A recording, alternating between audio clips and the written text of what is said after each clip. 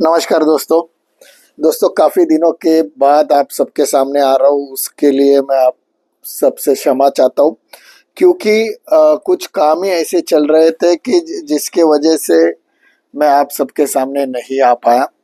दोस्तों, आज का दिन हम सबके लिए काफी खुशी का दिन है, अभिमान का दिन है।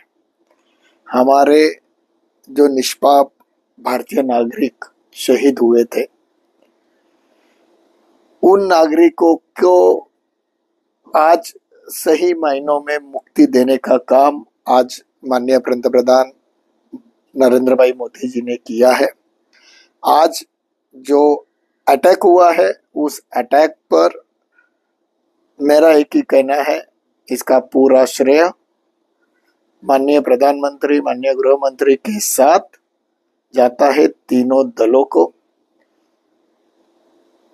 वायुसेना, स्थल सेना, इन्होंने जिस तरीके से इस सिचुएशन को हैंडल किया, सक्सेसफुली ये मिशन कंप्लीट किया, मिशन सिंदूर को सक्सेसफुली कंप्लीट किया, उसके लिए ये सब बधाई के पात्र है। मैं डिफेंस में ज्यादा जानकारी नहीं रखता हूँ, लेकिन मैं इस देश के इकोनॉमी के बारे में बहुत कुछ जानता हूँ। तो मुझे यही कहना था कि इस सिचुएशन पे काफी लोगों का यही कहना है कि मिलिंद आगे क्या होगा, तो उसी के लिए इस वीडियो को मैंने बनाने के लिए सोचा है।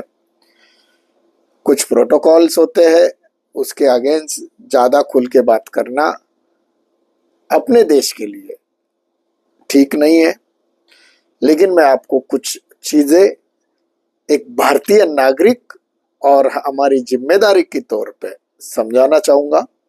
दोस्तों, याद रखिए, ये वॉर नहीं है।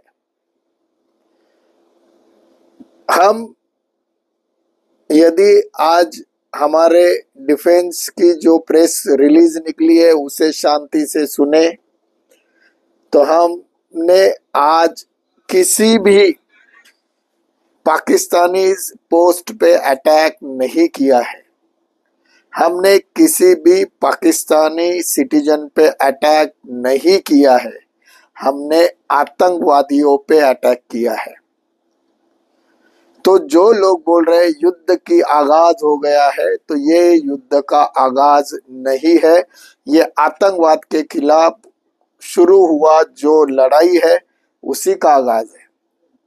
आज इस दौर पे मुझे कहना पड़ेगा कि हमें इकोनॉमिक फ्रंट पे देश के साथ खड़ा होने की जरूरत है। देखिए, आतंकवाद के खिलाफ पूरी दुनिया लड़ना चाहती है, लेकिन उसे मुंह तोड़ जवाब देने की हिम्मत, ताकत जो भारतीय सेना ने, भारतीय एयरफोर्स ने दिखाई है, वो लाजवाब है।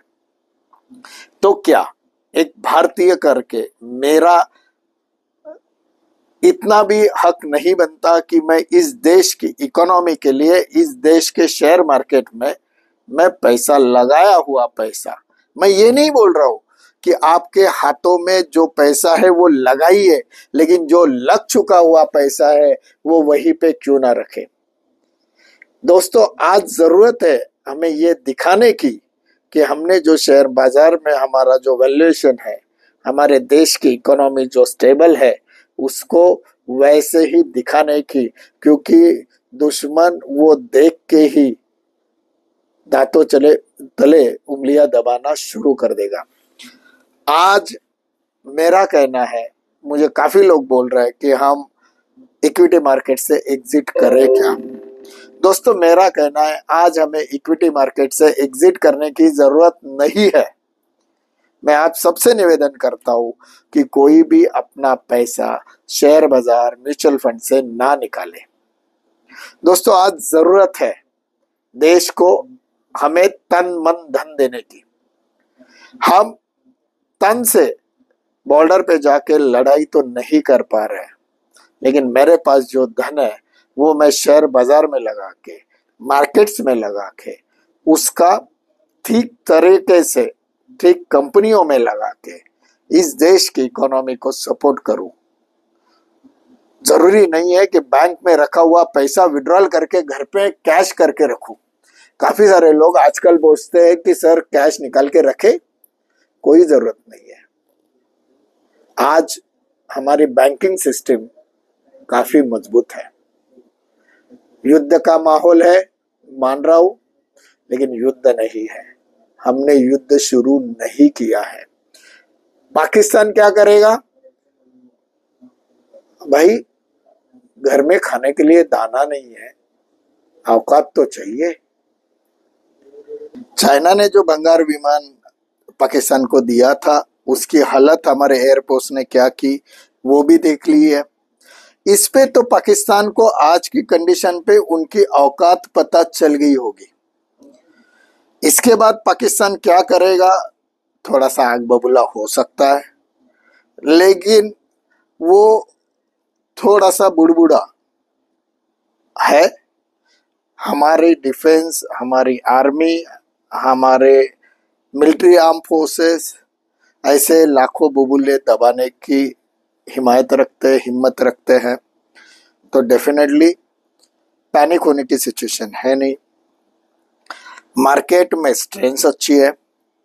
यहाँ पे एक चीज मैं बताना चाहूंगा कि पिछले 15 दिनों से एफआईएस लगातार अपने मार्केट में खरीदारी कर रहा है, क्योंकि एफआईएस को भी पता है कि इंडियन मार्केट की स्ट्रेंथ क्या है।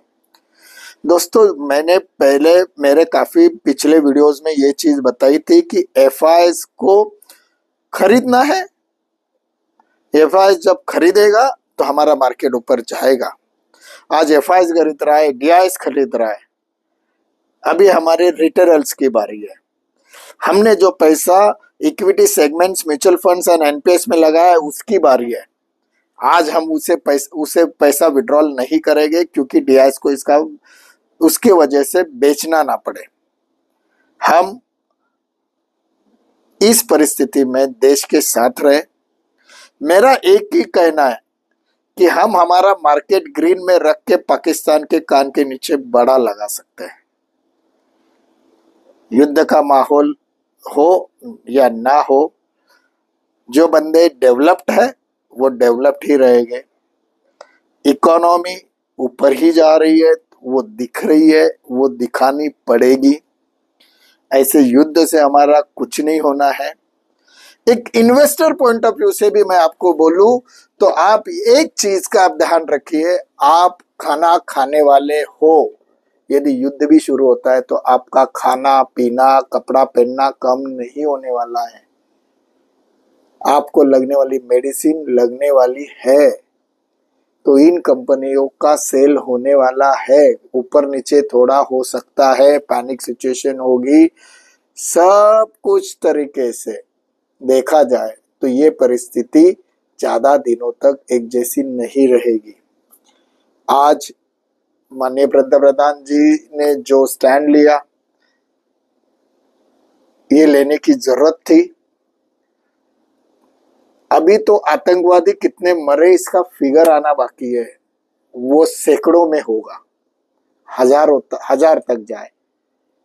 मैं तो प्रभु रामचंद्र जी से विनती करता हूं कि ऐसे लॉन्च पैड हमारे इंटेलिजेंस को दिखे और हम इस दुनिया से आतंकवाद खत्म करने के लिए मजबूत ताकत हमारे पंतप्रधान मोदी जी के हाथों में दे, हमारे मिलिट्री आर्म फोर्सेस के बाजुओं में दे, कि जो इस दुनिया से आतंकवाद मिटाए।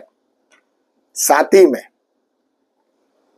प्रभु रामचंद्र जी का आशीर्वाद हम सब लोगों के साथ है, तो हमारा मार्केट ऊपर ही जाएगा। वापस से आज के वीडियो में मैं इतना ही कहना चाहूंगा कि प्लीज किसी भी बैंक से आप कैश विड्रॉल करके अपने घर में ना रखो। किसी भी म्यूचुअल फंड से विड्रॉल ना करो।